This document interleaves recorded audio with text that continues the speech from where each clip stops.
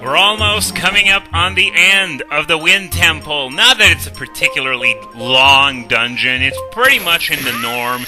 Those late-game dungeons in Zelda games, typically something in the vicinity of 45 minutes to an hour. So let's just head up there, and, oh god, I'm hearing the Floor Master. Oh crap! Run! Run! Okay, we're good. Now, in this room, we're back in the main room. You want to put Makar on this switch, step on this other one, and it's going to expose the fan, leaving the door wide open to all sorts of wacky injuries.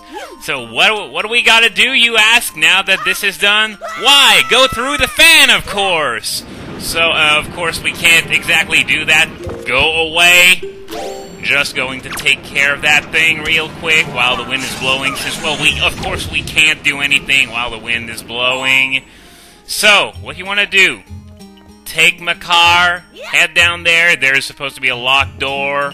Here we go.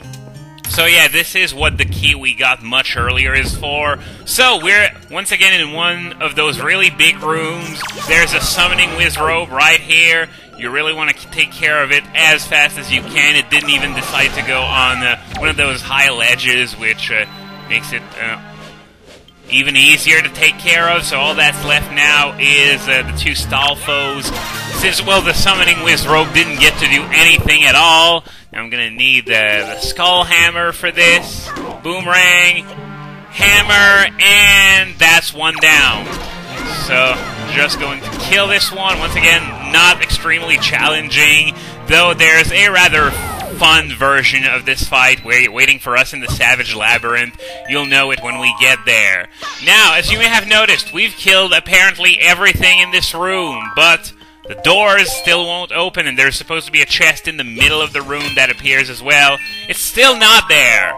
First time I played this game, I was like, what the heck? Then I decided to try my hand at going up these platforms. This is what you're supposed to do. Aim on that hookshot target. Then you put on your iron boots.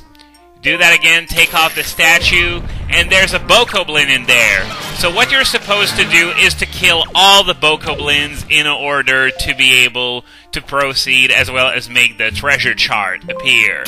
So, well, because that's what's in the chest in the middle of the room. I forgot to mention that. So, as you can see, I'm not really good, at avoiding damage from these giant statues. Well, not really giant, but still, they hurt. They hurt. So over there we got yet another one of these. Is there a bokoblin in there? Yeah, you're pretty much forced to hunt them all down, which might take a little while. Nope, no bokoblins in there. So can I? No, I don't want to do that. Can I get up there from here? No, didn't think so. I have to go all the way up from those targets that will, thank goodness, never go away, because it would sort of be really silly if you could permanently screw yourself out of being able to move on at all. But fortunately, the game designers had the foresight to make sure that that doesn't happen. So yeah, I wasn't the wrong before. That switch opens the doors, and killing all the enemies makes the chest with the treasure, the treasure chart appear. So here we go, one last bokoblin, and I'm just going to step on this real quick. And that's enough to make the door open, and the treasure chest with a treasure chart appears. I don't know which one of this dungeon's two treasure charts leads to a piece of heart, but just to make sure, get both of them. The other one, at the very least, leads to a silver rupee, which is always good if you're more, if you have more cash issues than I do. So here we go. We are now done with this room, so just going to pick up Makar, because no, we are not quite done yet. Using Makar, we're going to have another tree to plant, as well as another musical gate to bring down. So, very, very big room. Don't worry, it's not as intimidating as it looks. well, it is intimidating because it looks intimidating. I guess the point is that it's not that difficult. Ow. Ha! How do you like those invincibility frames? Never thought I'd be saying that about a Bokoblin of all things, that they attack too fast and go right through my invincibility frames, but oh well, no problem with that. So, we got some more Bokoblins over there, as well as a few Armos Knights. Oh, crap! I just woke up these Armos Knights, so you know what? Screw the Joy Pendants. I don't really need them anyway. Just going to take out my bombs real quick. And come on, open your mouth. Here we go. These things are dumb as shit. Why did they even open their mouths to begin with? Since, you know, that's their weak point. But then again, like all things gaming, it would really suck if one obstacle was made impassable. So, I guess, you know, small favors, suspension of disbelief, as hard as it is for me, is fairly important when you're playing video games. So, now that we've dispatched everything on this side of the room, we can head over to this little stage near the middle of the room. As you can see, there are some more cyclones, I guess I could call them. So what I'm going to have to do is I'm going to have to go over them as Makar, then plant a tree right on the other side of these cyclones, and then I will be able to cross, because, well, the fact that I get a grappling target for the hook shot isn't the only thing that it does. If I remember correctly, it also removes these air currents entirely. So, yeah, it's about as elaborate a puzzle as you're gonna get from, you know, planting trees, I guess. No, I don't know why anyone thought it was going to be as interesting a gimmick as reflecting beams of light around. Anyway, Floor Master! I'm going to take out the ice arrows for this one. Oh, it's a long-range one, so no panic. I'm good. I just have to hurry up and kill it with a hammer before it thaws out. Very good. So now we got a whole bunch of P-hats. I'm always about to say C-hats for some reason. Now, I would run just right through them, but if I get hit with while I have Makar in my hands, I'm going to have to pick him up, and I'm probably going to get comboed at that point, which is why I just defeated them.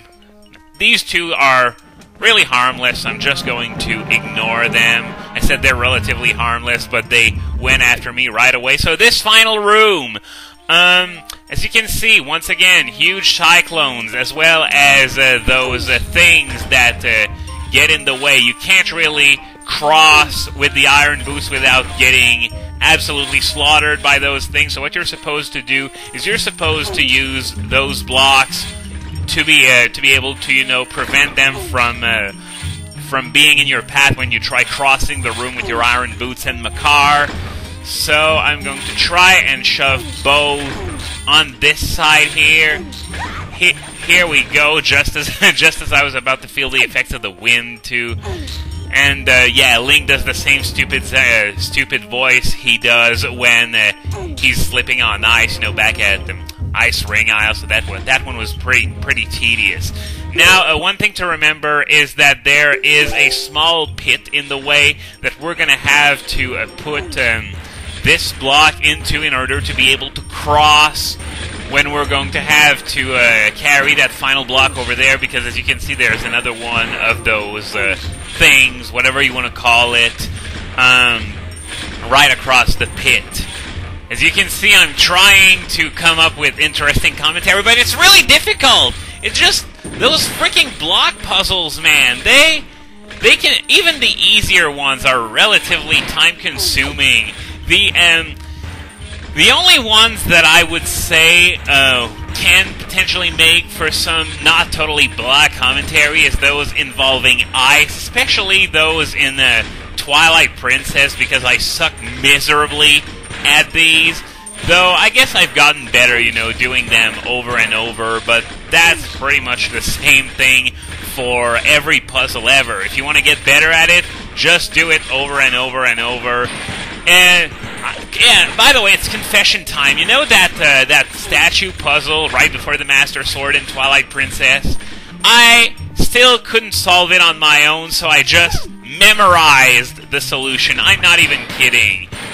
So, Going to cross this place one final time with Makar. How Makar isn't just blown away by the wind and doesn't go splat at the other side of the room, I have absolutely no idea, but hey, whatever makes it convenient for us, right?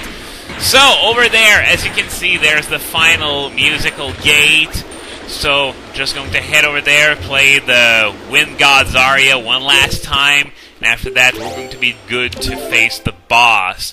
One thing I want to do before facing the boss, though, is that I'm probably not going to be able to beat it within the time limit, so I guess this is going to be a double program today. So, as a result, I'm going to save right before entering the boss's room, just in case there's some desync that goes on if this video drags on any longer. So this is what I'm going to do. Now, beyond this gate, there's also supposed to be a warp pod that I'm going to open. Oh, can I do it? Okay, here we go. I'll be right back now. Okay, I'm just going to take the hook shot since, well, it's the dungeon's treasure, and Zelda bosses typically involve using the dungeon's treasure. So, we're now in the boss room, and I want you to wrap your heads around this, okay? In the fire dungeon, we had a fire boss. In the forest dungeon, we had a plant boss. In the ancient ruins, we had an ancient guardian boss. In the undead dungeon, we had an undead boss. And in the wind dungeon, we get, as if all that sand and the complete lack of anything resembling wind wasn't enough of a tip-off, a boss that has nothing to do with wind! I don't know, maybe they had a desert dungeon in this game in development, and then they canned it, but decided to recycle this boss instead of just making a new one that actually follows the dungeon's theme. So if that's the case, that's pretty lazy. Anyway, this is Molgera!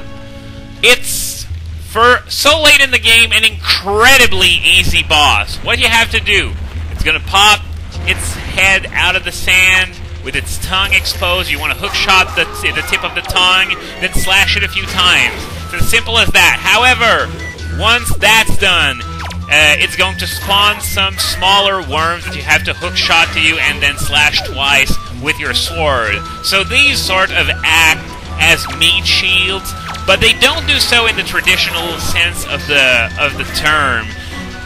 Because what I mean by that is that instead of protecting the boss directly, what they do is that they just take away your L targeting. It's very hard to L target that tongue when you got any of these worms running around. So yeah, this boss, in a way, when you stop and think about it, revolves entirely around the limitations of the L targeting system. And it's not just as simple as switching targets until Molgera is targeted either. Ow! I don't know why it always manages to intercept me for some reason. Maybe it's, I don't know. But what I was saying is that, well, what this boss is telling us is, look at how limited the controls are. That is bad game design. That's really stupid. Like, on a scale of 1 to Bill O'Reilly, this would be, hey look, this new Runaway Guys video is the best they've ever made. Let's mass downvote it, because we couldn't recognize humor that doesn't involve the number 69 if it put our man-bits into a pool of sulfuric acid. Yeah, I'm bitter, sue me. So, got some more of these worms. Just die, please, as Molgera goes high into the air once again. Just going to try and dodge somehow. Oh, wow! That was actually pretty cool. 1 millisecond earlier, and I probably would have gotten hit for, well, I think it's 2 hearts of damage. Now I'm just going to kill. I hope it's the last one at the very least. Okay, now Molgera is all alone. You're mine now, bitch! No! Hookshot! Hookshot! Stop stopping! Stop now! Well, at least you gotta see what happens when you get too close, I guess. But did you see that? The hookshot was like going at half of the length it was supposed to be. But now I'm being given a second chance and I'm not gonna miss it. Victory! How'd that sand taste?